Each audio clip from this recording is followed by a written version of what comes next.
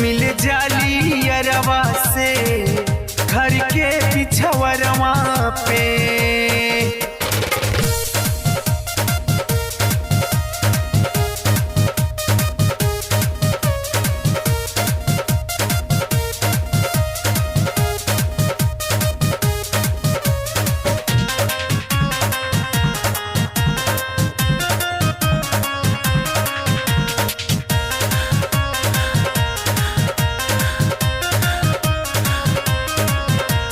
सबही के गेटी के कुंडी चढ़ा के साड़ी के सीढ़ी बनावेली, तो सक रजाई के मनई बना के बिस्तर पे अपने सुता देली, बिस्तर पे अपने सुता देली। सबही के गेटी के कुंडी चढ़ा के साड़ी के सीढ़ी बनावेली, तो सक रजाई के मनई बना के बिस्तर पे अपने सुता देली।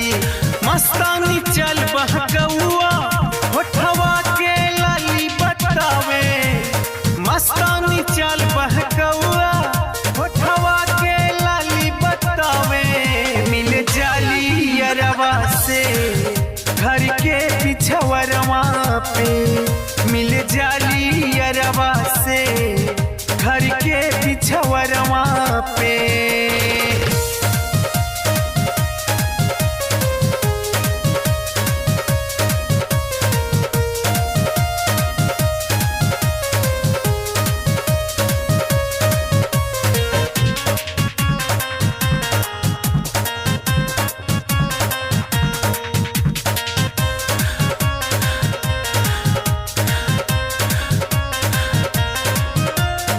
अनलिमिटेड रिचार्ज करा के वीडियो कॉल लगावेली, अपने पूरा बदन के फोटो आशिक के दिखलावेली, आशिक के दिखलावेली।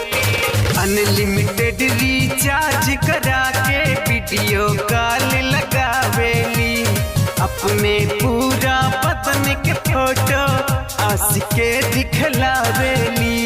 अरुण जी कुछ बतियावे उनका के पहेली बतावे, अरुण जी कुछ बतियावे उनका के पहेली बतावे। मिल जाली अरवा से घर के पिछवरवा पे, मिल जाली अरवा से घर के पिछवरवा पे।